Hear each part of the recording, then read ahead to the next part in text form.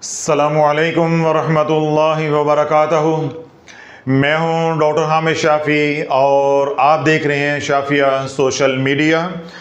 Shafia social media के platform पे आज जो सवाल है वो ये है, अस्सलामुअलैकुम वरहमतुल्लाहि वबरकातुहू। हज़रत साहब, मेरी बेटी की उम्र 26 साल है, गैर शादीशुदा है। कुछ अरसे से उसका रंग बहुत ज़्यादा जर्द यानी पीला होता जा रहा है। उसकी तबीयत में चिड़चिड़ापन बहुत ज़्यादा बढ़ता जा रहा है। छोटी छोटी बातों पर तूफ़ान खड़ा कर देती है। मुझे बेटी के लिए रूहानी इलाज तजवीज़ फरमाएं कि उसका गुस्सा कम हो जाए और उसकी रंगत के लिए भी कोई नुस्खा वीलॉग में बता दें। बहुत शुक्रिया। ये हैं जी आमना शौकत साहबा, जिनका ताल्लुक़ है कराची से।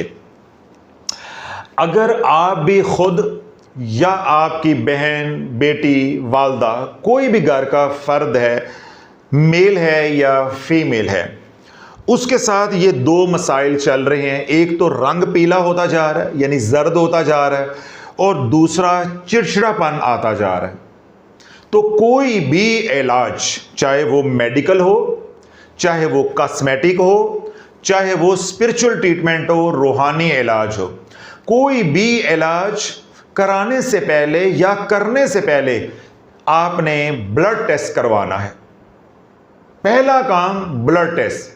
कोई पैसे खर्च नहीं होते, महंगी से महंगी लेबोरेटरी से भी करवाएंगे तो मामूली सी अमाउंट जो है वो आपकी खर्च होगी। जो भी आपके इलाके में अच्छी रिलायबल ऑथेंटिक लेबोरेटरी है, वहां आप जाएं, उन्हें कहें जी मैंने सीबीसी करवाना है, ब्लड टेस्ट करवाना है, सीबीसी करवाना है, यानी जनरल ब्लड टेस्ट करवाना है, यूं करके आप बात कर लें, सीबीसी करवाना है, तो वो आपसे खून का सैंपल लेंगे, आपको शाम को रिपोर्ट मिल जाएगी। ठीक है।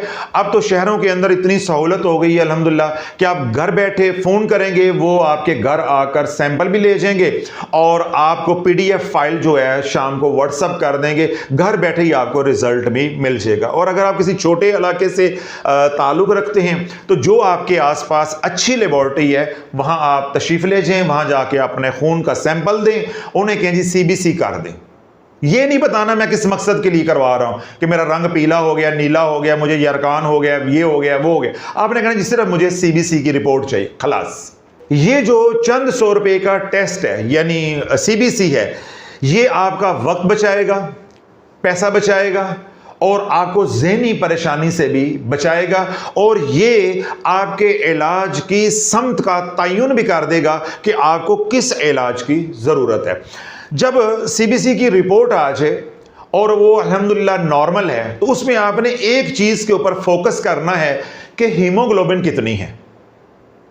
यानी आपने खून का टेस्ट करवाया तो उसके पूरी डिटेल होगी पर्चे के ऊपर, उस पैड के ऊपर, पर्ची के ऊपर जो आपको पीडीएफ बना के देंगे या इस तरह की आपको पर्ची देंगे, तो उसके ऊपर डिटेल होगी हर चीज़ की। वहाँ आपने देखना है कि एचबी हीमोग्लोबिन कितनी है। अगर तो आप हैं फीमेल, यानी जिस तरह ये बच्ची है, तो इनकी जो हीमोग्लोबिन है वो 13 से 15 के दरमियान में फाल करनी चाहिए। और अगर आप हैं मेल तो आपकी 11 से 13 के दरमियान में फाल करनी चाहिए।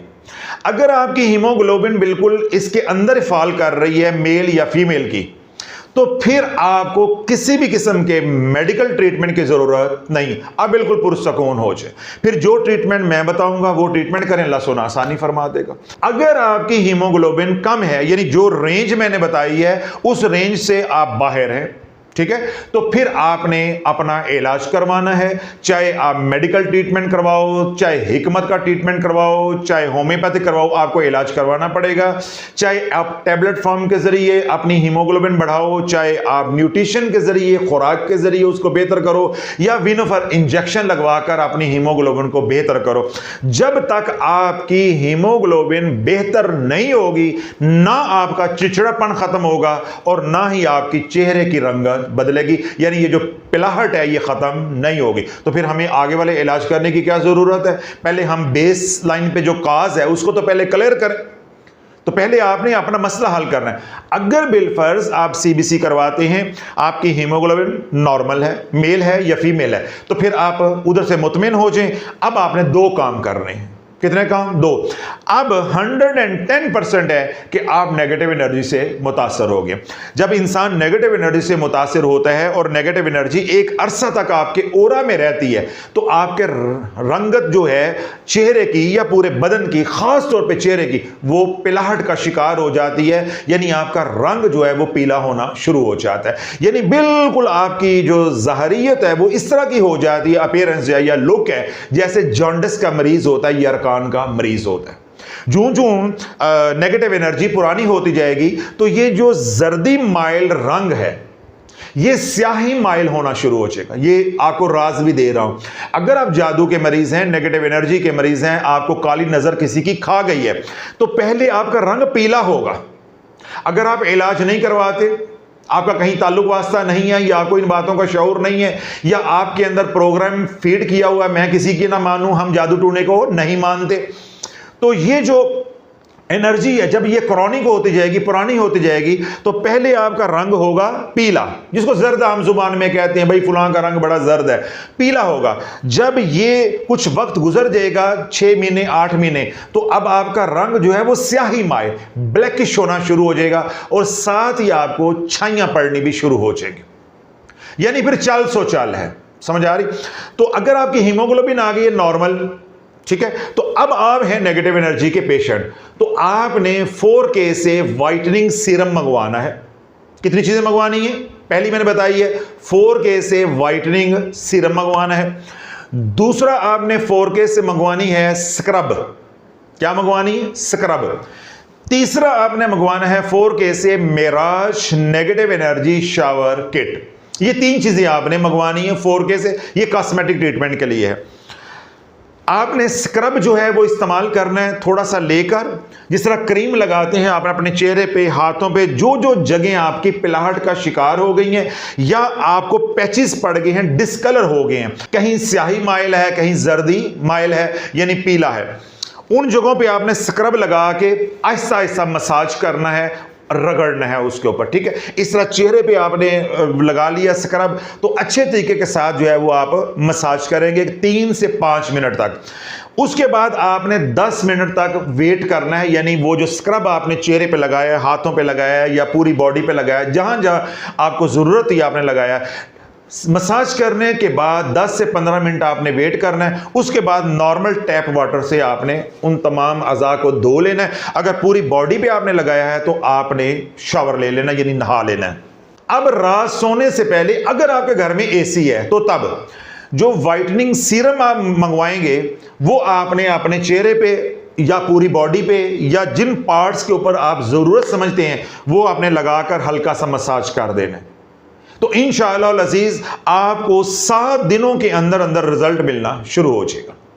अब 7 दिन के बाद अगर आपका जो जर्दी माइल रंग है या स्याही माइल रंग है वो इंप्रूव होना शुरू हो गया है, यानी आपके लुक, आपका कलर, आपकी अपीयरेंस बेहतर हो रही है, प्लेजेंट आप अपने आप को फील कर रहे हैं, ठीक है, तो फिर आपने 7 दिन के बाद जो स्क्रब है उसको 1 दिन छोड़कर करना शुरू कर देना है। अगले 7 दिन आप 1 दिन छोड़कर करेंगे, अगर बेहतरी आ जाती है फिर अगले 7 दिन आपने हफ्ते में 2 बार करना है, और हफ्ते में 2 बार फिर सारी जिंदगी के लिए होता है, ठीक है। आपकी स्किन जो है वो ग्लोइंग भी रहेगी, आपकी स्किन पॉलिश भी होती रहेगी, आपकी स्किन जो है वो इंतहाई मुलायम यानी सॉफ्ट भी होगी, जिस तरह बेबी स्किन होती है यूं भी होगी, और उसकी ब्लड सप्लाई भी बढ़ती जाएगी। जो छोटे मोटे उसके ऊपर निशानात हैं या हल्की फुल्की जो पिगमेंटेशन होगी, ठीक है, वो सारी क्लियर हो जाएगी।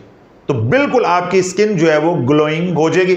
लेकिन जो वाइटनिंग सीरम है वो आपने डेली इस्तेमाल करते रहना जब तक आप मुतमईन नहीं हो जाते, और जब आपका कलर बिल्कुल फेयर हो जाए, आपके लुक बहुत जो है वो फ्रेश हो जाए, प्लेजेंट हो जाए और आप सेटिस्फाइड हैं, फिर आपने यही जो वाइटनिंग सीरम है उसको 1 दिन छोड़कर इस्तेमाल करना है।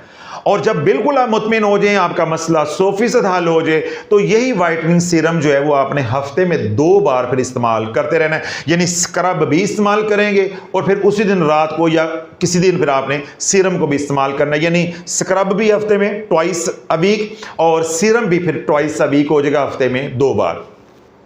जो तीसरी चीज़ आपने मंगवानी है या इस्तेमाल करनी है वो मैंने बताया कि Meraj negative energy shower kit है। ये आपने मुसलसल, इसमें कोई नागा नहीं है, कोई छुट्टी नहीं है।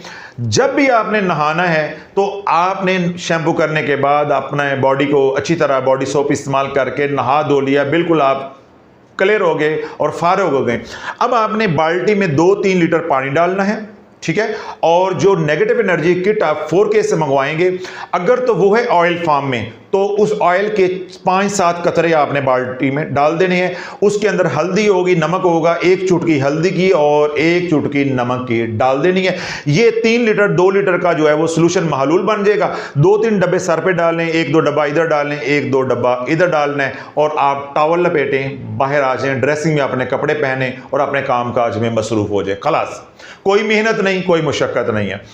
जब नेगेटिव एनर्जी बिल्कुल क्लियर हो जाए, आपका रंग फेर हो जाए, फिर आपने जब भी नहाना है ये नेगेटिव एनर्जी किट को इस्तेमाल करते रहना है, क्योंकि ये शर का दौर है, फिस्को फजूर का दौर है, नेगेटिव एनर्जी का दौर है। आज के दौर में जो साथ के साथ नेगेटिव एनर्जी को क्लियर करता जाएगा वो बचा रहेगा, जो पैसे बचाता रहेगा वो फिर टूंगा जाएगा, या वो फिर अस्पतालों में होगा, तो या फिर आमलीन के डेरों पे आस्थानों पे होगा, काले बकरे के सदके दे रहा होगा। फिर किसी दिन छुरी गलती से बकरे की गर्दन पे फिरने की बजाय उसकी गर्दन पे भी फिर जाएगी, यानी कलमाए शहादत हो जाएगा, मिलने वाली कोई शय नहीं। ये शर का दौर है। जो संभल के चलेगा, अमाल वाली जिंदगी गुजारेगा, जैसे गाइड करता हूं ऐसे चलेगा, तो इंशाअल्लाह अज़ीज़ अल्लाह उसको हर तरह की तत्ती हवा से भी महफूज रखेगा।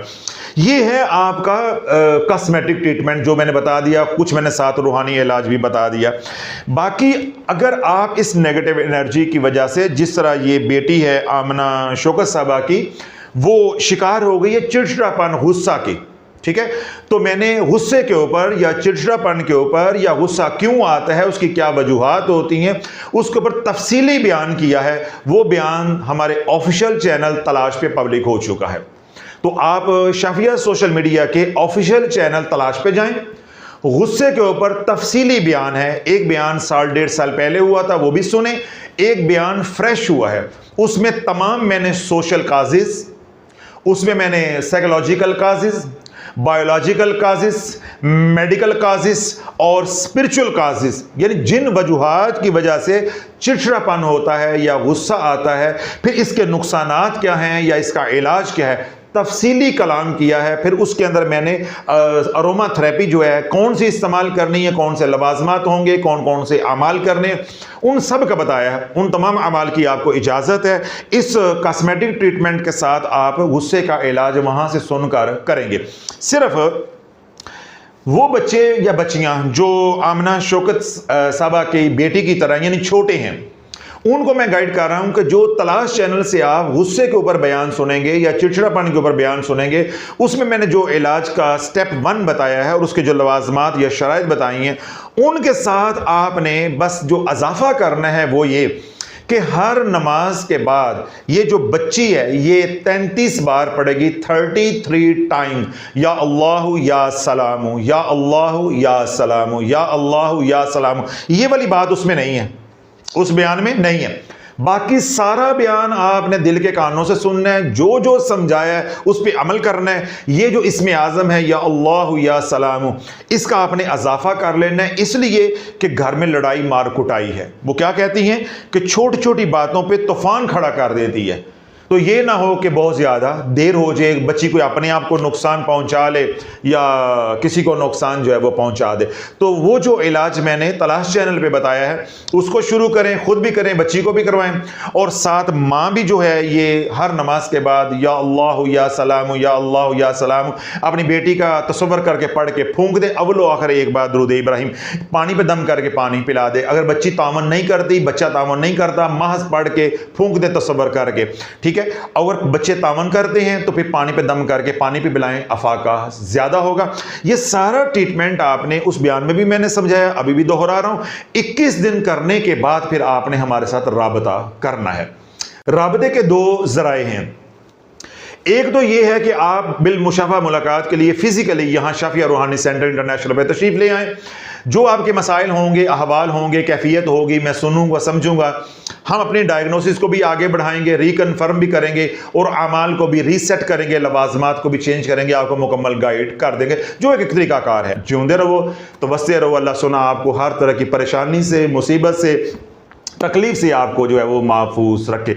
अगर आप भी रूहानी इलाज मुआलजा कर रहे हैं या औराद वज़ाइफ कर रहे हैं या अमलियात के मुसाफिर हैं, इसी तरह या आप सलूक तय कर रहे हैं, रूहानियात के मुसाफिर हैं, आपका कोई सवाल है, आपका कोई इश्काल है या आपका कोई एतराज़ है, तो आप हमारी पेड ऑनलाइन सर्विस से 24 घंटे जब चाहें, जिस वक्त चाहें आप इस्तेफादा कर सकते हैं। आप हमें एक वॉइस नोट सेंड करेंगे 5 मिनट का, 5 मिनट से 1 सेकंड भी ऊपर होगा आपको रजिस्टर नहीं किया जाएगा, वो वॉइस मैसेज मेरे तक नहीं आएगा, आपको रिप्लाई नहीं मिलेगा, आपका टोकन ज़ाया हो जाएगा और इसके जिम्मेदार भी आप खुद होंगे। इसी तरह अगर आप वॉइस नोट नहीं करना चाहते किसी वजह से, तो आप हमें 10 लाइनों का मैसेज भी कर सकते हैं, जिसको टेक्स्ट मैसेज कहते हैं। 10 से 11 नहीं होंगी, 10 लाइनों का होगा। तीसरी बात, अगर आपने वॉइस नोट कर दिया तो आप टेक्स्ट मैसेज नहीं कर सकते। अगर आपने टेक्स्ट मैसेज कर दिया तो आप वॉइस नहीं कर सकते। दोनों में कोई एक आपने करना है, या वॉइस करें या आप टेक्स्ट करें। एडमिन से आप रिक्वेस्ट करेंगे कि मुझे रजिस्टर कर लिया जाए, वो आपको रजिस्टर करेगा। रजिस्ट्रेशन के बाद वो आपको इन्फॉर्म करेगा कि हमने आपको रजिस्टर कर लिया। इंशाल्लाह 72 घंटे के अंदर अंदर आपको ये फ़कीर घर बैठे जवाब दे देगा। अगर आपका मसला इज्तिमाई नौइयत का होगा, आपके इजाज़त के साथ आपके साथ हम राब्ता करेंगे, आप इजाज़त अनायत करेंगे तो आपके सवाल को या आपके मसले को आज की तरह हम व्लॉग का हिस्सा बना देंगे, ताकि आपको भी नफ़ा हो और लाखों हज़ारों लोगों को जो दुनिया भर में मुझे सुनते हैं उनको भी नफा हो घर बैठे। अगर आपका मसला होगा प्राइवेट नौइयत का, निजी नौइयत का, आपको हस्बे मामूल as per routine privately voice note के जरिए रिप्लाई कर दिया जाएगा। दुनिया भर में जो लोग सुन रहे हैं आपस में, जो परेशान हाल हैं, अल्लाह उनकी परेशानियों को दूर अता फरमाए। जो दुखी हैं अल्लाह उनके दुख दूर अता फरमाए, जो सुखी हैं अल्लाह उनके सुखों में मजीद बरकतें अता फरमाए। वो तमाम हजरात आप समेत जो दुनिया भर में सुन रहे हैं, अल्लाह ने उनको नेमतों से नवाजा है, अल्लाह उन नेमतों में बरकतें नाज़िल फरमाए। ये नेमतें जिनके पास हैं उनको भी हंडाना नसीब हो और उनकी नस्लों को भी हंडाना नसीब हो।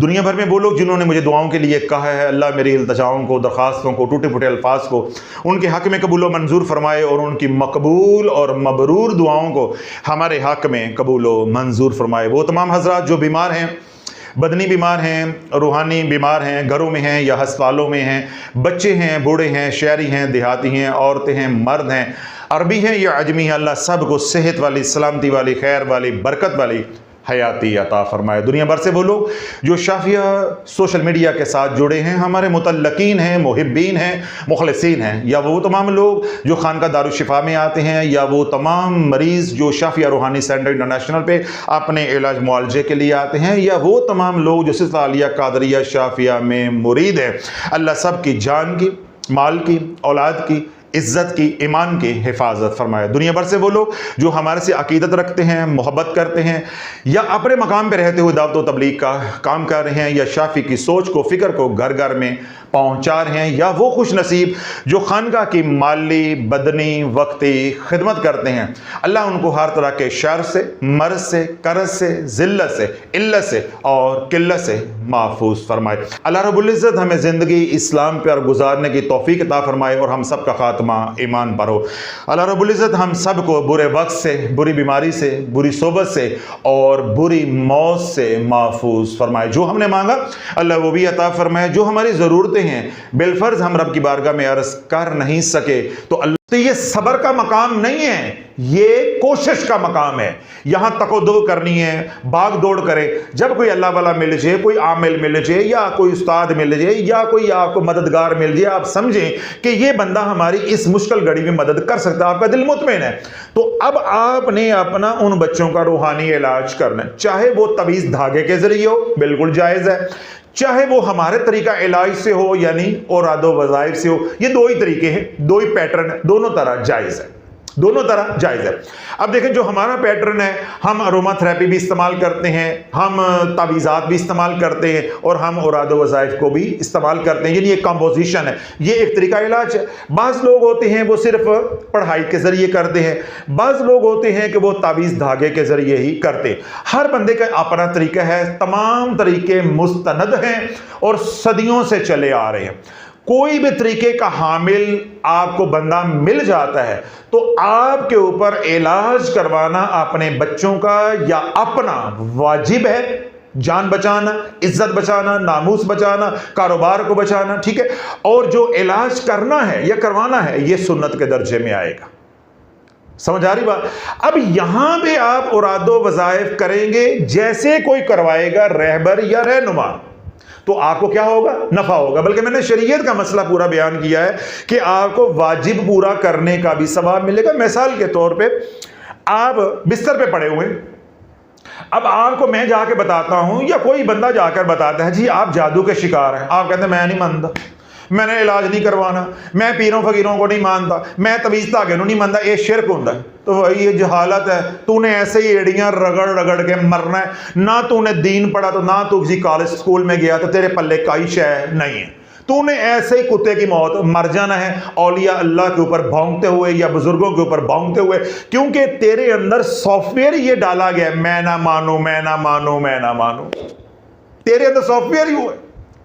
हूं नोकिया 3310 व्हाट्सएप कैसे चला दे, फेसबुक कैसे चला दे, ठीक है, या ट्विटर है, एक्स है, उसको कैसे चला दे।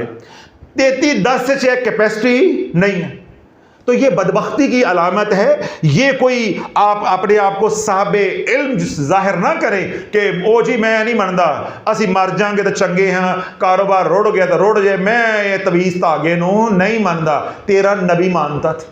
फॉर योर काइंड इंफॉर्मेशन, तेरे नबी से ही हमने ये खैरात ली है और ले रहे हैं और उसकी उम्मत को मैं बांट रहे हैं। अमलियात का दरवाजा कहां से खुलता है? बारगाह रसालत से। कोई हदीस पाक की किताब खोलो, सही बुखारी तो बड़ी दूर की बात है, गैर मारूफ किताब भी कोई आप हदीस पाक की खोलो, आपको बाबुल अमलियात मिलेगा, अमलियात का बाब मिलेगा। यानी वो आमाल जो अल्लाह के नबी अलैहिस्सलातु वस्सलाम ने अपने गुलामों को, या वो साइल जो दुख लेके बारगाह रसालत में आए, हुज़ूर अलैहिस्सलातु वस्सलाम ने किसी को कुछ बताया, किसी को कुछ बताया, किसी को कुछ बताया, वो सब कुछ करते रहे और करवाते रहे। माज़ल्ला तू उनसे आगे बढ़ गए, तू उनसे बड़ा मवाहद बन गए, उन्होंने शिरक ना जाना, तूने शिरक बना लिया। कमाल नहीं हो गया? कमाल नहीं हो गया? वो क्या कहते हैं, सस्ते आलू ते महंगा पेट्रोल, ठंडा माहौल ते मिठे चौल, दस मैं किथे जावा ते मंजी किथे डावा। Skoon.com। आज मैंने सारा मजमून पूरा कर दिया। किधर की बात किधर चली गई है। अच्छा भला सीरियस माहौल चल रहा था, सस्ते आलू ते महंगा पेट्रोल, ठंडा माहौल ते मिठे चौल। Skoon.com, जिथे भी रहते हो जिंदे रहो तो बसते रहो। अल्लाह वालों ऐसी बलाओं से दूर रहा करो। मैं समझाना ये चाह रहा हूं। अब अल्लाह वालों अगर आप रूहानी तौर पे मुतासिर हो गए हैं, जिस तरह बंदिश लग गई मैंने बताया, अब अगर आप इलाज करवाते हो अपनी जान को बचाने के लिए, जो कि वाजिब है, तो उस वाजिब पे अमल करोगे। भाई जान अल्लाह की अमानत है, अल्लाह ने हुक्म दिया इलाज करो, मैं उस वाजिब को पूरा कर रहा हूं। तो जो आगे तदबीर करोगे, ठीक है, चाहे रूहानी इलाज करवाओ, चाहे मेडिकल ट्रीटमेंट करवाओ, अगर रूहानी मसला है तो रूहानी करवाओगे, बदनी मसला है तो बदनी करवाओगे, वो सुन्नत के दर्जे में आ जाएगा। यहां भी अगर आप औराद वज़ाइफ करोगे, चाहे सेहत के लिए, चाहे कारोबार के लिए, चाहे बच्चों के रिश्तों के लिए, ये 100% जायज है, बल्कि ऐन हुक्म है कि करो करो। घर बैठे ओरा जो ब्लॉक हुआ है या पोल्यूटेड हुआ है या पोल्स ब्लॉक हुए हैं, ये घर बैठे या माह सब्र करने से खुल नहीं जाने। यहां मैं एक और बात भी लगे हाथ खोल दूं। बाज़ लोगों ने मेरे बयान सुने हैं 2-2.5 साल में, वल्लाहु आलम उनकी क्या मेंटलिटी है, या वो पैसा बचाना चाहते हैं। मैं अल्लाह ना करे कोई बदगुमानी नहीं कर रहा, मैं सिर्फ इस्लाह के हवाले से बात कर रहा हूँ। या उनको मेरी बात सही समझ नहीं आई, या वो वक्त बचाना चाहते हैं, या वो पैसा बचाना चाहते हैं, या अल्लाह की ज़ात जानती है या वो जानते हैं। कई लोगों के मुझे मैसेजेस आते हैं, हज़रत साहब जब से हमने आपके बयान सुने हैं तो हमने तमाम औरादो वज़ाइफ, तवीज़, धागा, नीला, पीला, चिट्टा, काला, अगे शाह, पीछे शाह, करंट शाह, सोलर शाह, बैटरी शाह, बग्गे शाह, अगे शाह, सब हमने क्या कर दिया, छोड़ दी। अच्छा जी, ठीक हो गया। अब क्या कर रहे हो? अब जी हम सिर्फ 5 अमाल करते हैं जो आपने बताए हैं, बाकी सब कुछ हमने छोड़ दिया।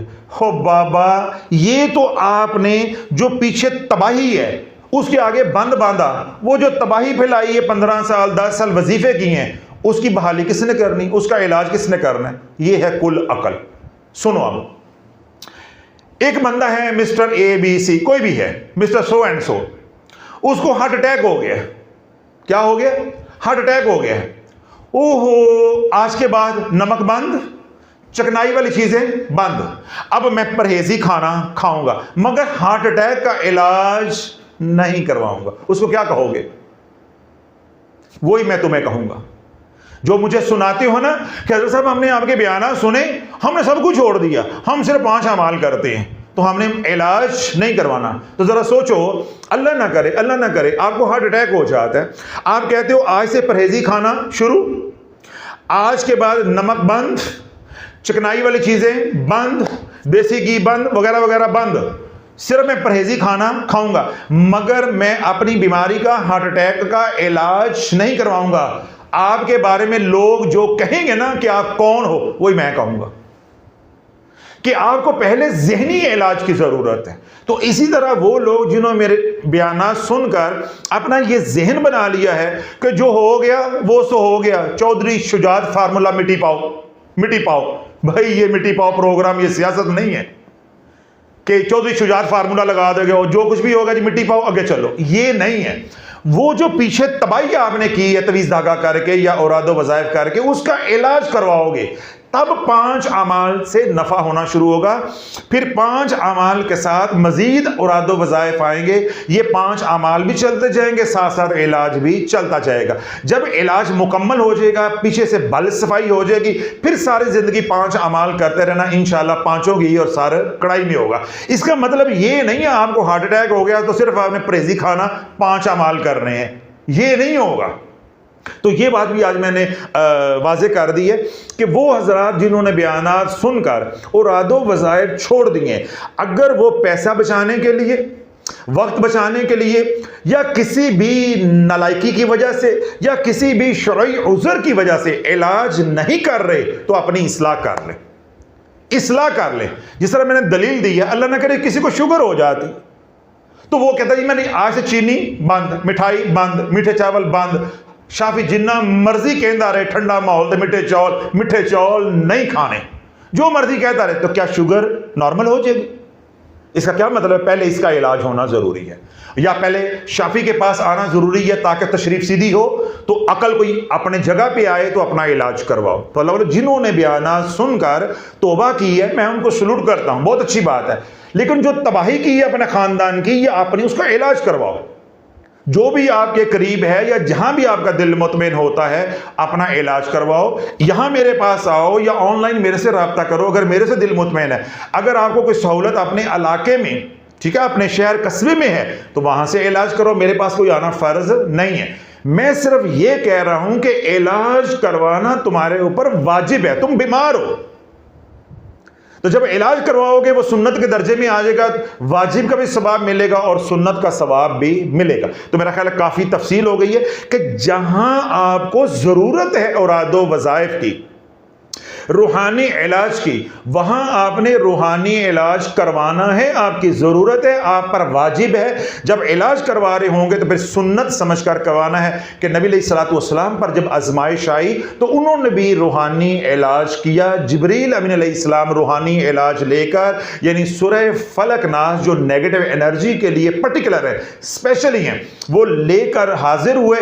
हुज़ूर अलैहिस्सलाम ने तिलावत फरमाई, जूं जिब्रील अलैहिस्सलाम पढ़ते गए, साथ साथ हुज़ूर अलैहिस्सलाम उन्हीं कालिमात को, उन्हीं अल्फाज को या उन्हीं आयात को 11 को दोहराते गए। 11 गिरा जो है वो लगी थी, 11 गिरा जब खुलती गई तो हुज़ूर अलैहिस्सलाम की तबीयत हशाश बशाश हो गई, यानी वो अमल टूट गया, वो अमल टूट गया। अब इलाज के 2 तरीके होते हैं। अगर किसी ने जादू किया है, जहां किया है, पुतला है, कंघी है या इस तरह धागा है या कोई भी चीज है जिस पे किया है, वो आपको मिल जाता है, आप उसको फासद कर देते हो तो आपकी जान छूट जाएगी। यानी फिजिकली उसको फासद कर देते हो, खत्म कर देते हो, पानी में बहा देते हो। जिस तरह लोगों को मैं कहता हूं भाई आपके घर में तावीज़ है, उनको पानी में बहा दो। अक्सर लोग कहते हैं जी हमारे घर से तावीज़ निकले। मैं क्या कहता हूं कि जलाना नहीं है, दबाना नहीं है, लटकाना नहीं है, इनको पानी में बहाना है। जब पानी में बहा दोगे तो इंशाल्लाह काफ़ी हद तक यानी 80-90% उसका असर जो वो ख़त्म हो जाएगा। बाकी थोड़ी बहुत सदका खैरात करो, पाक साफ रहो और इंशाल्लाह बाकी जो 10% या 15% नेगेटिव एनर्जी आई है वो अल्लाह के हुक्म से क्लियर हो जाएगी। आपको इलाज करवाने की ज़रूरत नहीं है। और अगर वो तावीज़ात या वो पुतला नहीं मिलता, ठीक है, नहीं मिलता, 99.9% केसेस में नहीं मिलता, तो उसका तरीकाकार क्या है कि हम पढ़ाई के जरिए और अदब वज़ाइफ के जरिए उस नेगेटिव एनर्जी को बर्न आउट कर देते हैं, ख़त्म कर देते हैं। ये तरीका भी, ये ऑप्शन भी मौजूद है। तो इसलिए समझा ये रहा हूं कि अगर आपका मसला ताज़ा है, एक्यूट है, कोई बात नहीं, तब ये इलाज होगा। और अगर आपका मसला पुराना हो गया, क्रॉनिक हो गया, कोई बात नहीं है, तब भी आपका इलाज होगा। आप पर इलाज करवाना चाहे बेटियों के रिश्तों का मसला है, कारोबार का मसला है, सेहत का मसला है या माली मसला है या कोई भी मसला है, लड़ाई झगड़े का मसला है, किसी तरह का मसला है, आप रूहानी मसाइल का शिकार हो गए, अब आपके ऊपर रूहानी इलाज करवाना वाजिब है और सुन्नत के दर्जे में रह के आपने इलाज या तो खुद करना है या किसी मुआलिज से आपने करवाना है।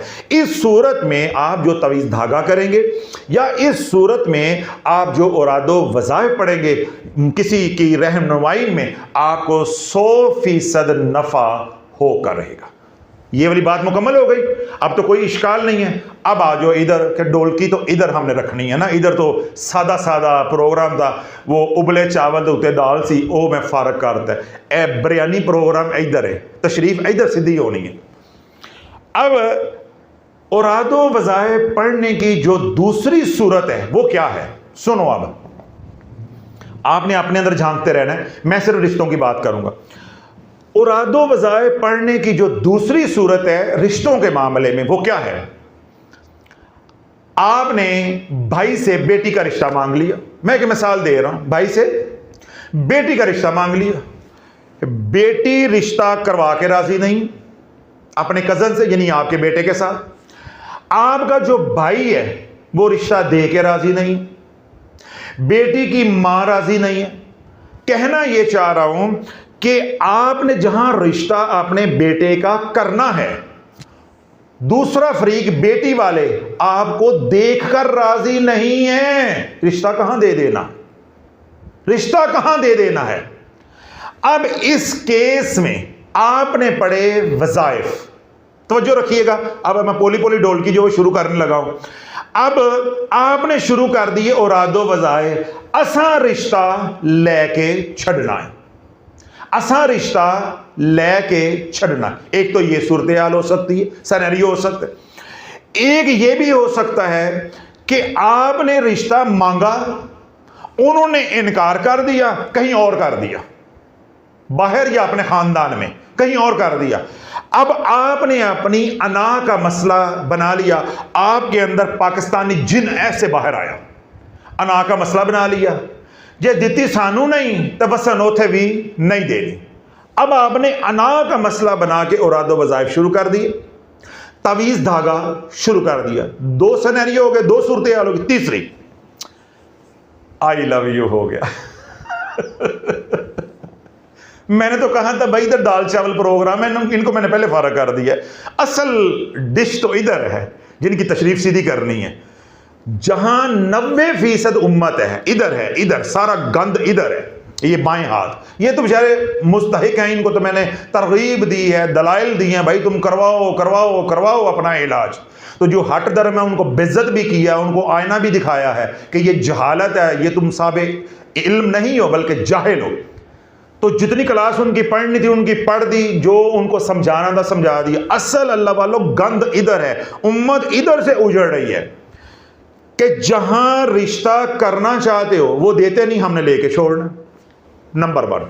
नंबर 2, रिश्ता मांगा, उन्होंने इनकार कर दिया, कहीं दे दिया, अब दुश्मनी पे उतर आए कि अब हमने बसरे नहीं देनी, या वहां से डिटैच करवा के तड़वा के इत्थे टांका लाना है।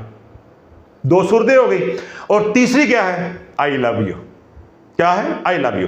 नौजवान बच्चे बच्चियां आपस में आई लव यू हो गया। अब कोई इधर से नहीं मान रहा, कोई उधर से नहीं मान रहा, तवीज़ धागा शुरू हो गया, वजीफे शुरू हो गए, टिकटॉक से देखकर या फिर ऑनलाइन घर में सलाजीद पहुंचना शुरू हो गई।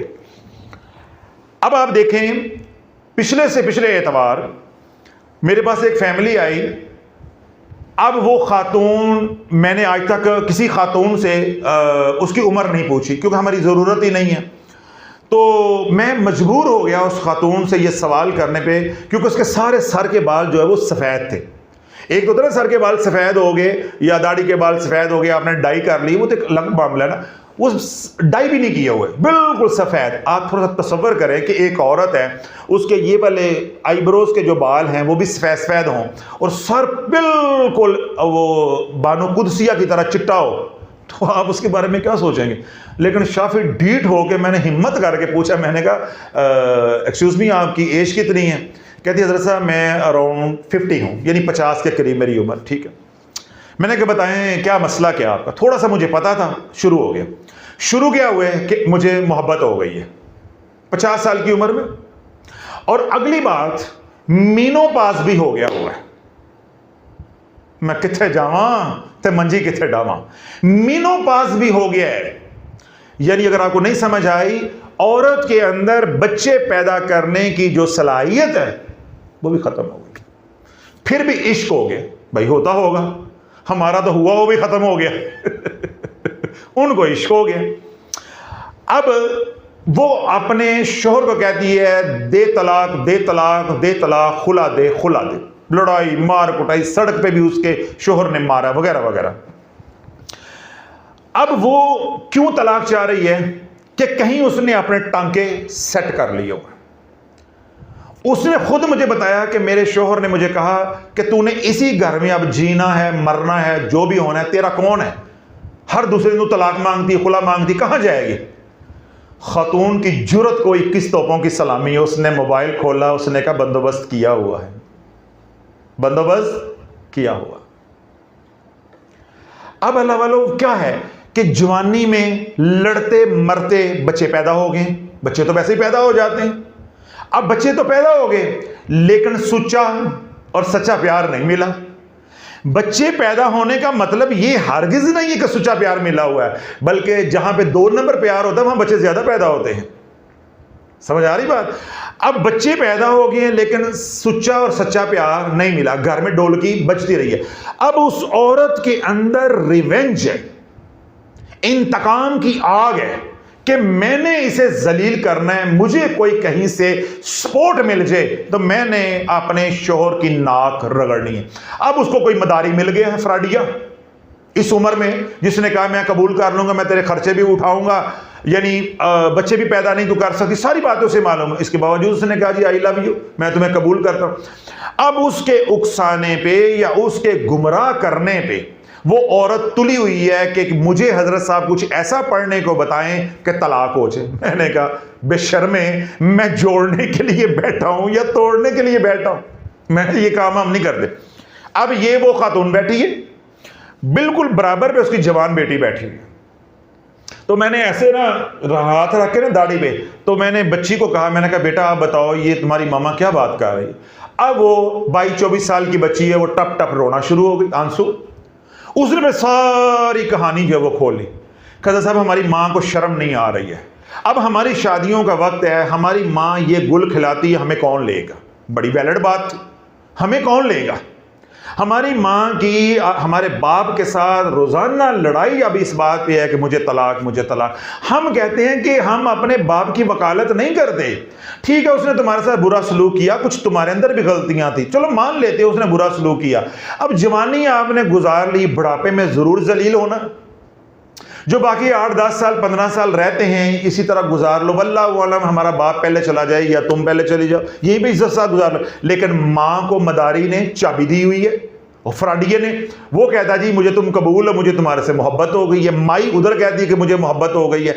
तो अगर अल्लाह वालों उम्र के किसी हिस्से में ये वाला सानिया अल्लाह ना करे ट्रेजेडी किसी की जिंदगी में हो जाती है तब, या जवानी में कहीं पे अट्टी सट्टी बच्चों की हो जाती है, अब उधर वाले नहीं मान रहे, कोई इधर वाले नहीं मान रहे, अब आपने किए औरादो वज़ाइफ।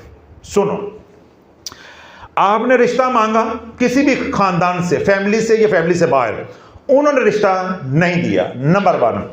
नंबर 2, आपने रिश्ता मांगा, उन्होंने रिश्ता कहीं जल्दी में कर दिया। अब आपने अना का मसला बना लिया कि हम वहां से क्या करवाएंगे, डिटैच, और यहां पे अटैच करेंगे, वहां से तोड़ा के यहां जोड़ेंगे। 2 बातें होगी। तीसरी सूरत हाल मैंने अभी बताई है, आई लव यू वाली, चाहे किसी भी उम्र के हिस्से में हो, जवानी में ये काम हो तो ये शर्म भी जायज है। अगर लड़का लड़की आपस में पसंद करते हैं, बड़े उनके सर जोड़ देते हैं, ये ऐन शरीयत के मुताबिक है, कोई इसमें मुज़ायका नहीं, कोई बुरी बात नहीं है। और अगर हो जाए 50 साल की उम्र में तो इसको मोहब्बत नहीं कहते, नहीं, मजा नहीं आ रहा, अखा मलो ते कन्ना चुंगलियां मारो। जब 50 साल की उम्र में चिट्टा चाटा हो, उस वक्त ये काम हो जाए तो इसको लव नहीं कहते, इसको चवल कहते हैं। तो लव का एक वक्त होता है, चवल का कोई वक्त नहीं होता। तो उम्र के किसी हिस्से में किसी ने ये वाली चवल मारनी है, तो अब चवल मारी नहीं जा रही, बात बनी तो बात खराब होगी। जिस तरह अब उसने पूरा अपना अरेंजमेंट कर लिया है, अब तलाक नहीं मिल रही, यानी खुला नहीं मिल रहा, अब वो खुला के लिए वज़ाइफ पड़ रही है, ये है नाजायज, ये है नाजायज।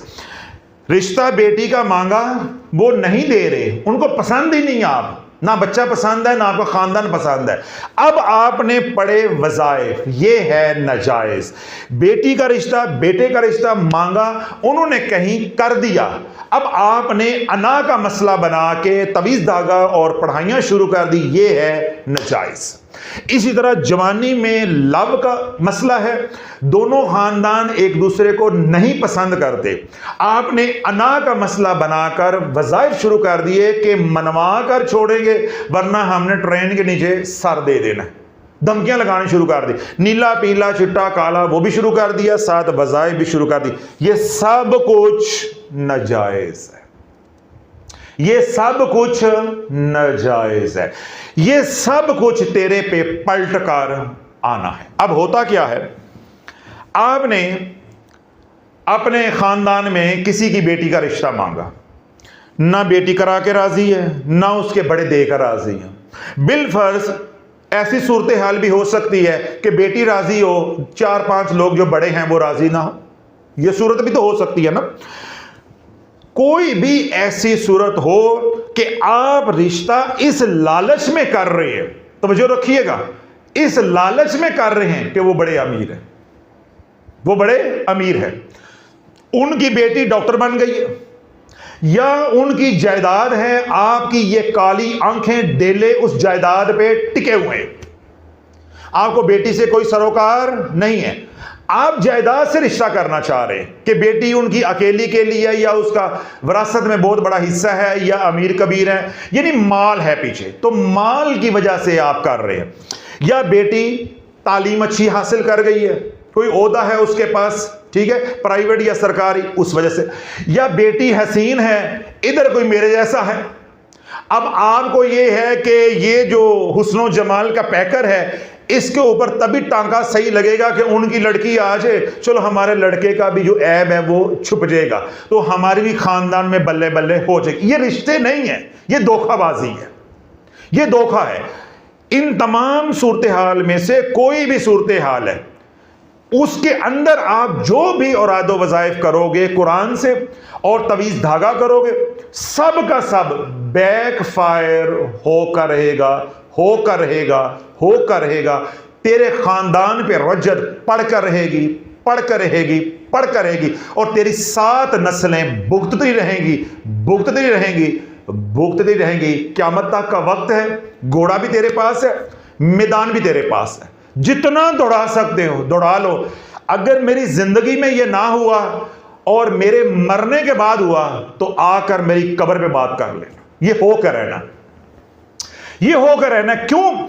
जब आपने कुरान को नाजायज मकासद के लिए इस्तेमाल किया, वो एनर्जी ने बाउंस होना ही होना है। अब होता क्या है, जिस तरह मिसिस काशिफ गुमन साहब हैं, उन्होंने गिले किए हैं, शिकवे किए हैं, देखो जी मैंने बेटी का रिश्ते के लिए वजीफ़ा किया, बेटे के लिए किया, अब हमारा तो हो गया। मैंने तो पहले वाजे कर दिया कि जहाँ ज़रूरत होगी वहाँ पे ये गोली चल के रहेगी और इंशाल्लाह कामयाबी भी मिलेगी। आगे वो ये कहती हैं कि लोग जायज़ और नाजायज़ काम के लिए वजीफ़े करते हैं और उनके काम भी होते हैं। बीबी तूने मेरे बयानात काम तक सुने हैं, उनके काम जब हो जाते हैं फिर क्या होता है वो नहीं तुमने सुना। अभी भी दोहराया है कि 7 नस्लें ये वजीफे खा जाएंगे। अब सुनो, आपने नाजायज काम के लिए, जैसा बेटी के रिश्ते की हम बात कर रहे हैं, आपने पढ़ाई शुरू कर दी। मिसाल के तौर पे आपको किसी ने कहा 11 मरतबा सूरह मुज़म्मिल पढ़ो, या मुंह में इलायची रखकर 1100 मरतबा या वदूदू पढ़ो, ताकि वो रिश्ता हमें दे दें, वो जो मुखालफत कर रहे हैं वो बाज आ जाए। अब आप एनर्जी जनरेट किए जा रहे हो, वजीफा पढ़े जा रहे हो, जो भी किसी ने बताया हुआ है उनका तसव्वुर कर करके इम्कान है, तवज्जो नहीं कर रहे। असल अब मौजू हमारा शुरू हुआ है। इम्कान है, बल्कि कवी इम्कान है कि रिश्ता हो जाएगा। ये कुरान है, ये एनर्जी है।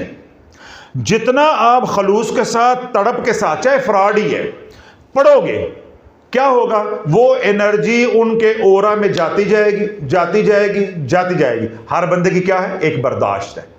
जब वो एनर्जी इधर से उधर इतनी हो जाएगी कि उनकी बर्दाश्त से बाहर हो जाएगी, उनके जहन माऊफ हो जाएंगे। उनके जहन क्या हो जाएंगे, माउफ। मैं मैकेनिज्म साइंस आपको बता रहा हूं कि हिप्नोटाइज कैसे किया जाता है।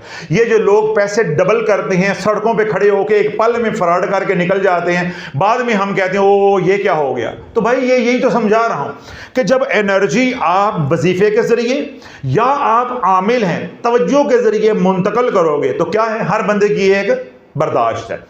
जब ओरा के अंदर एनर्जी मैक्सिमम चली जाएगी तो वो एनर्जी उसके दिमाग को, ये जो कॉन्शियस माइंड है, तो जो करो जरा, मुश्किल अल्फाज हैं, ये क्या है, कॉन्शियस माइंड है, इसको शट डाउन कर देगी, ये बंद हो जाएगा।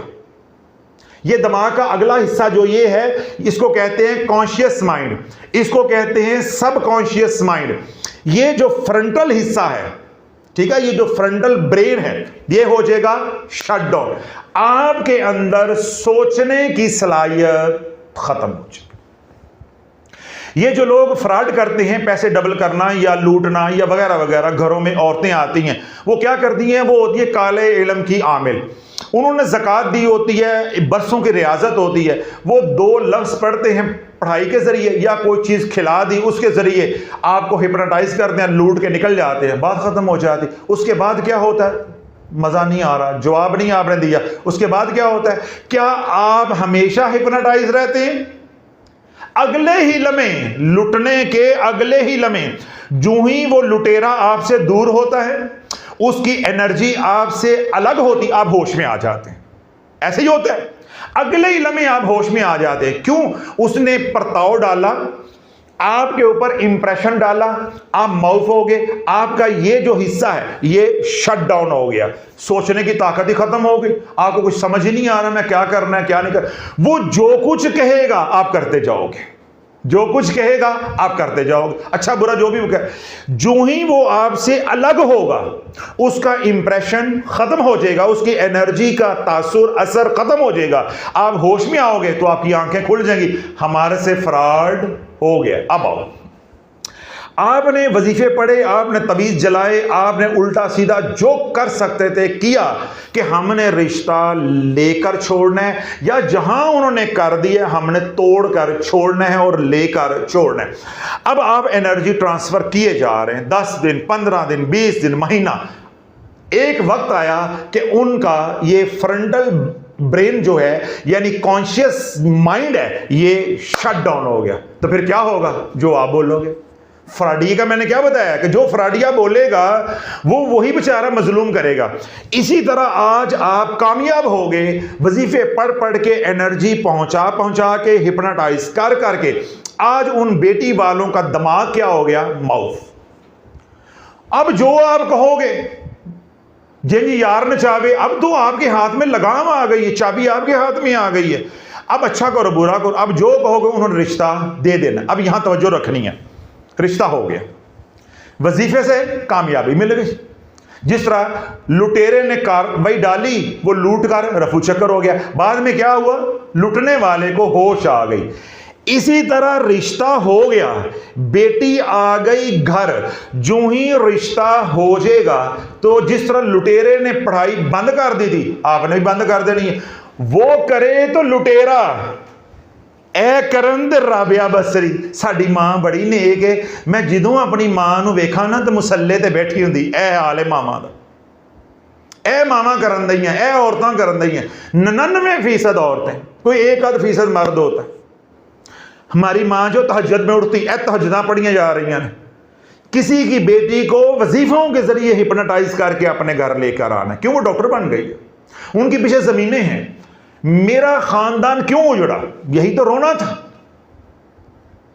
मेरी मां बिस्तर पे पड़ी या मेरी मां इस हाल में इस दुनिया से रुखसत हुई तो क्यों हुई? यही तो रोना था कि मेरी मां 2 बहनें थी, भाई था नहीं, मामू था नहीं। अब मेरा खानदान ये कहता था, नानी जो हमें बताती थी कि जो आता था वो कहता था कि दोनों के रिश्ते लेने, यानी दोनों बेटियां हैं, दोनों लेनी। मसला क्या था? नंबरदारी। मसला क्या था? ज़राअत। मसला क्या था? ज़मीन। मसला क्या था? शहरी जायदाद।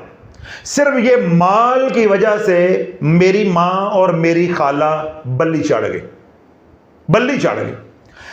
मेरी नानी ये कहती थी, जो हमें बताती थी, मेरी नानी ये कहती थी मर जाऊंगी, दोनों एक घर में नहीं देनी, एक घर में नहीं। नाना राजी थे, नाना राजी थे। वो कहती थी कि मैं मर जाऊंगी, एक घर में दोनों नहीं दे रही।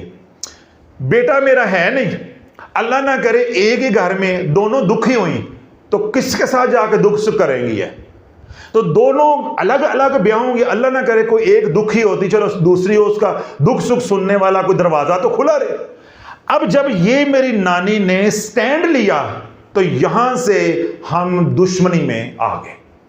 ये हमारा कसूर है कुल। और ये कहानी कितनी पुरानी है? तकरीबन, मैं अगर भूल ना रहा हूं, 55 साल या 60 साल पुरानी है। 60 साल पहले जब औरादो वज़ाइफ नहीं थे, गली मोहल्ले के अंदर, क्या बस्ती के अंदर टेलीग्राम तार पढ़ने वाला बंदा नहीं मिलता था, जादू तब भी इतना था। 60 साल कमो पे या 55-60 के दरमियान में मुझे याद पड़ता है, इतने साल पुरानी बात है, यानी 70 से पहले की बात है। आप अंदाजा लगा लें कि उस वक्त मोहल्ले के अंदर, क्या पूरी बस्ती के अंदर टेलीग्राम आ जाती थी ना, तो लोग रोना पिटना शुरू कर देते कि बंदा मर गया है। तो टेलीग्राम पढ़ने के लिए बंदा नहीं मिलता था, कुरान पढ़ने के लिए बंदा नहीं मिलता था। उस वक्त आपको अखबार पढ़ने वाला, पढ़कर सुनाने वाला बंदा नहीं मिलता था। लोगों के घरों में खत आ जाता था तो खत लेके लोग फिरते रहते थे, कोई पढ़ने वाला मिल जाए। मैं इतनी पुरानी बातें कर रहा हूं क्योंकि मैं कायदे आज़म का छोटा भाई हूं। सुनने वाले कहते हैं हजरत साहब तो बड़े पापी हैं, पुराने हैं, पुरानी मुड्डी है। अल्लाह वाला, तारीख तो तारीख है ना, वो किसी उम्र में भी सुनाई जा सकती। जो हमने अपने बड़ों से सुनी, मैंने ऐसी बायदा भी आपको सुना दी। कहना ये चाह रहा हूं कि 50, 60, 70 साल पहले जब ये हालात हमारे मुल्क के थे, या हमारे यहाँ एजुकेशन रेट ये था, जादू तब भी था, जादू तब भी था। फिर नानी अम्मा हमें बताती है कि मेरे घर में ना खून गिरा, जो हमारा आबाई घर है, डेरा था, उसमें ना खून गिरा, वो लोथड़े में कच्चा गोश्त होता है ना बड़ा, वो निकला। इसी तरह फिर एक दफ़ा नानिया ने बताया कि कपड़े कटने वाला काम जो है वो हो गया, यानी मेरी वालदा के कपड़े जो है वो कटना शुरू हो गए। वहाँ से फिर मेरी वालदा जो है वो बीमार रहना शुरू हो गई, वालदा जो बीमार रहना शुरू हो गई। अब मेरी नानी ने अपनी दोनों बेटियों के रिश्ते कर दिए। समझ आ रही बात? अब मेरे जो खालू हैं वो एसडीओ थे उस वक्त, तो जो मेरे वाले साहब हैं वो मातड़ मेरी तरह जिम्मेदार थे, ज़रा कमज़ोर थे। दूसरा रिश्ता जो है, बड़ी जो बेटी थी यानी मेरी खाला जो है, उनका एसडीओ की तरफ हो गया, वो लाहौर शिफ्ट हो गए, ये इधर आ गए। अब ख़ानदान में अभी रिश्ते, रुखसतियाँ नहीं हुई, अभी वो निस्बत तय हुई, बस ये निज़ाम जो है वो शुरू हो गया। तो मेरी नानी ने कोई दर नहीं छोड़ा। अल्लाह वाला, जब लोग हमारी तजलील करते हैं ना तो मेरा खून खोलता है। मेरी नानी, जब तक मुझे होश है कि वो मुझे नानी ने पाला, मेरी माँ तो वही है, जब मैं पैदा हुआ तो मुझे नानी को दे दिया, इसलिए मेरे अपने बहन भाइयों के साथ या ये वो फासला है, यानी मेरी वो उस तरह के साथ अंडरस्टैंडिंग जो है वो नहीं है। तो मेरी नानी मुझे बताती थी कि बेटा मैंने कोई दर नहीं छोड़ा। उस जमाने में, जिस जमाने में टांगे के अलावा कोई सवारी नहीं होती थी, कोई दर नहीं छोड़ा। जहां पता चला है ना, मैं गई हूं, करते गए, जिस तरह मैं कहता हूं, लेंदे गए, नुकसानात, सेहत खराब, मामलात खराब, जो उस वक्त जराए थे या जहां तक वो भाग दौड़ कर सकते थे उन्होंने की। फिर जब हम बड़े हो गए, यानी मेरे बड़े बहन भाई बड़े हो गए, फिर वो बेचारे अपने ताई भागते रहे, जहां किसी ने बताना उन्होंने लेकर जाना। अब वो करते करते वो जादू, वो वजीफे जो मेरी माँ के ऊपर किए, वो इतने पुराने हो गए कि जहां जाते थे वो कहते थे जी हम इलाज तो करते हैं लेकिन साढ़े वसों बाहर है, हम काट नहीं कर सकते, कि अमल इतना पुराना हो चुका हुआ, अमल इतना पुराना हो चुका है, शदीद हो चुका हुआ। अब जब वो स्वाद आती, यानी महीने में या 2 महीने के बाद जब वो घड़ी आती, वही वक्त आता, वो मैच कर जाता, माँ की तबीयत ख़राब होना शुरू हो जाती। वो एक बार तबीयत ख़राब होती, वो 2 हफ्ते जो है कभी अस्पताल में आ रहे हैं तो कभी अस्पताल से जा रहे हैं, कभी उधर आ रहे हैं तो कभी इधर जा रहे हैं। यानी इन हालात के अंदर हम सब बहन भाई भरे हुए, तो कोई बंदा नहीं मिला, कोई बंदा नहीं मिला। और आज अल्हम्दुलिल्लाह 1 रुपया खर्च किए बगैर महज टोकन, वो भी हम किसी और शक्ल में इनको लौटा देते हैं। हम कहते हैं घर बैठे इलाज करो, शाफी नाम ही काफी है, मैं जानूं तो मेरे सरकार जाने। और हमें उसका सिला क्या मिलता है कि जो अल्फाज में हम बयान नहीं कर सकते, हम अल्फाज में बयान नहीं कर सकते। तो लोग, अगर आप अमलियात में एक बार फंस गए, अब देखो मेरी माँ, मेरी खाला फंसी, अल्लाह ने आगे उनकी औलादों को, यानी मेरे बहन भाई हैं या मेरी खाला के बच्चे कज़न हैं, अल्हम्दुलिल्लाह सबको, मेरी माँ को भी मेरी खाला को भी अल्लाह ने औलाद से भी नवाज दिया। अल्लाह ने बेटे भी दिए, बेटियां भी दी, कसीर औलाद भी दी, और सारे अपनी जगह पे अल्हम्दुलिल्लाह सुम्मा अल्हम्दुलिल्लाह अपने घरों में हैं, खाते पीते हैं। कोई मेरी फैमिली में किराए के घर पर नहीं है, अपने घर में है। समझ आ गई? लेकिन जिन्होंने ये सब कुछ किया उन्हों का नाम नहीं बचा, उनका नाम नहीं बचा। ये नहीं है कि मैंने बड़े हो गए कोई इंतकाम लिया है वो मेरे से पहले, मेरी होश संभालने से पहले ही खूब खाते हो गए हुए। कहना ये चाह रहा हूं कि अगर आपने किसी को हिप्नोटाइज करके रिश्ता कर लिया, जो कि मैंने कहा कभी इम्कान है हो जाएगा, या मेरी मां वाला मसला हो गया कि कहीं कर दिया तो फिर दुश्मनी पाल ली कि वहां बसने नहीं देनी, वहां जादू करते रहना है, वहां ये करते रहना है, वो जो कुछ भी आप करोगे, अल्लाह ना करे वो घर तोड़ने में कामयाब भी हो जाते हो, वहां से तोड़ के अपने घर में लाने पे कादर भी हो जाते हो, कामयाब भी हो जाते हो, जो कुछ करोगे ये लौट कर आना है, ये लौट कर आना है, ये लौट कर आना। अगली बात, आपने वहां से रिश्ता तोड़ा, अपने से जोड़ा, घर आ गई, या कहीं और देने से पहले ही आपने वजीफे करके उनको हिप्नोटाइज कर लिया, आप ले आए अपने घर। सुनो फिर क्या होगा। वजीफों के जरिए नाजायज तरीके से हिप्नोटाइज करके जब आप किसी को अपने घर लेकर आओगे, चाहे रिश्ता मांग कर लेकर आओ, तो चाहे अपनी माशूक को लेकर आओ, जिस तरह भी है, जो भी सिनेरियो है, आप अपने घर में ले आए, वो जो लुटेरा है, फ्रॉडिया है, वो क्या करता है, अपना इंप्रेशन डालता है, आपके कॉन्शियस माइंड को शट डाउन करता है, लूट कर निकल जाता है। ऐसे ही होता है। इसी तरह जब आप अपने मकसद में जो कि मनफी है कामयाब हो गए, आपने क्या करना है, पढ़ाई बंद कर देनी, पढ़ाई बंद कर, तवज्जो रखिएगा, बात खत्म हो रही है, आपने पढ़ाई बंद कर देनी है। अब महीना 2 3 4 जितना भी अरसा आप पढ़ाई कर करके फूंके मारते रहो, तवीज डालते रहो, पानी पिलाते रहो, नीला पीला चिट्टा काला करते रहो, जब आपने ये सब कुछ बंद कर देना है, क्योंकि बीबी तो घर आ गई है, रिश्ता तो मिल गया है, शादी तो हो गई है, जो ही आप बंद करोगे 6 महीने, लिख लो जरा कागज पे, कोई मेरी आपकी उम्र का पता नहीं, 6 महीने, 6 महीने के बाद वो एनर्जी रिवर्स हो जानी है, वो एनर्जी, वो तावीज़ात का असर, वो इंप्रेशन रिवर्स हो जाना। उस बच्ची के लवाहकीन वालिदैन की आंखें खुलना शुरू हो जानी है। और कित्थे जाइए साढ़े नाल की हो गया, ये साढ़े नाल की हो गया, हम इनको रिश्ता कैसे दे बैठे, समझ ही नहीं आई, समझ नहीं आ गया। आज कहीं पे जायदाद खरीदनी हो, कहीं बेटी का रिश्ता लेना हो, आज लोगों ने क्या बनाया हुआ है, अमलियात, काला इल्म। जाते ही मिठाई खिलाते हैं, उसी वक्त एग्रीमेंट साइन करवाते हैं, पतली गली से निकल जाते हैं। इसी तरह आते ही मिठाई खाओ, मिठाई खाओ, मिठाई खाओ, या वो जो तोहफे तहाइफ लेकर आए देने के लिए घर में, उनके ऊपर अमल हुआ है, एनर्जाइज्ड हुए वो नेगेटिवली। आते ही शोर मचा दिया, ये खाओ, ये कपड़े हैं, ये है, आते ही उन्होंने एनर्जाइज कर दिया। आपको समझ ही नहीं आई कि हमने तो इधर रिश्ता करना नहीं था, हमने कर कैसे दे दिया। ये सारी बातें ज्यादा से ज्यादा 6 महीने के बाद आपको समझ आ जाएगी। जितना भी उन्होंने हिप्नोटाइज किया हो, जितना भी उन्होंने सख्त बेटी पे या आप पर जादू किया हो, 6 महीने के बाद इसका असर कम हो जाना है और आपका ये जो फ्रंटल ब्रेन है, कॉन्शियस माइंड है, ये ओपन हो जाना है। जो ही ये ओपन होगा, ओ ये क्या हो गया, ये क्या हो गया, फिर जड़ी तुहाडे नाल होवेगी ना, फिर तुहानू शाफी दे बयान समझ आएंगे, ते फिर जेड़ा मैं उते मिर्च मसाला पावांगा वो लैदा होएगा।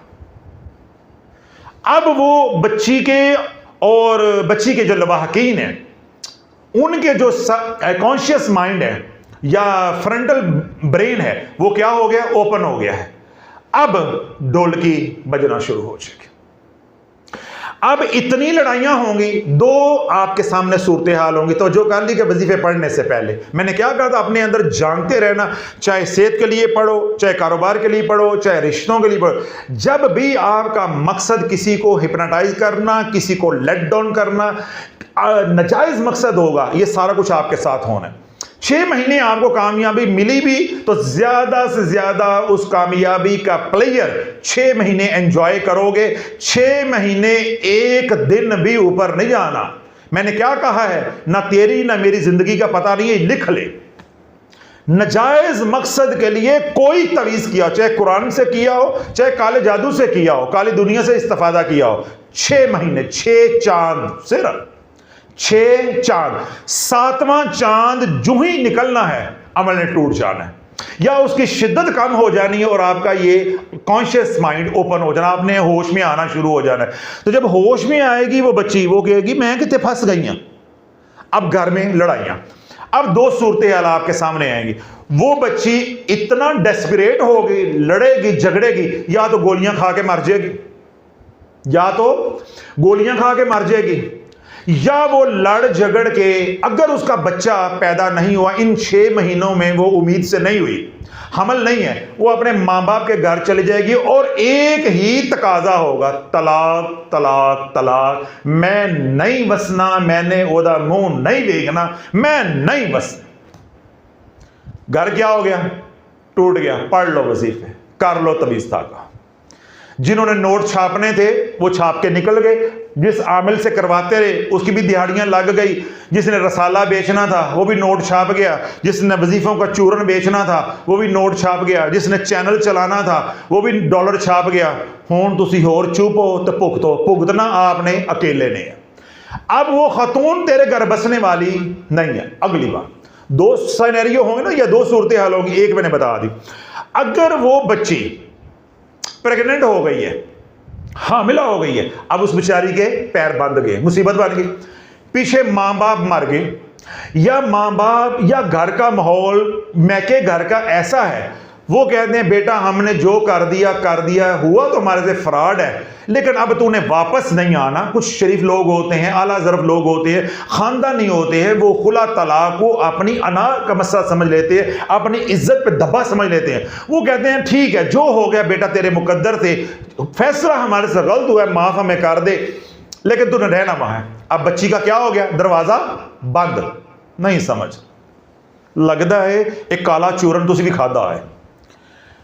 बच्ची का दरवाजा बैक डोर हो गया बंद, यहां वो होश में आ गई, यहां हुआ फ्रॉड, यहां वो रहना नहीं चाहती, पीछे वो जा नहीं सकती, क्योंकि पीछे उसको मां बाप बहन भाई कबूल करने वाले नहीं है।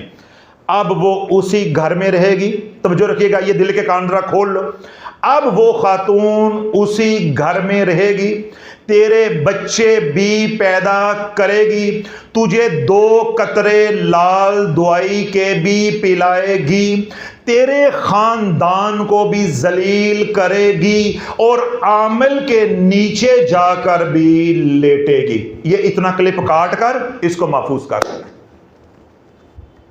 ये है वज़ाइफ की दुनिया, ये है वज़ाइफ की दुनिया। दोबारा दोहरा दूं अगर आंखें नहीं खुली। अगर वो बच्ची पीछे जा सकती है फिर तो हो गया खुला और तलाक, चैप्टर क्लोज। दुश्मनियां पड़े या बाद में जो कुछ भी हो, वो मामला हो गया खत्म। अगर वो बच्ची पीछे नहीं जा सकती, उसके मां बाप उसको कबूल नहीं कर, या घर का माहौल ऐसा बन गया, बाद में भाभियां आ गई वो कबूल नहीं कर, या कोई सूरत हाल ऐसी है उसका बैकडोर हो गया है बंद,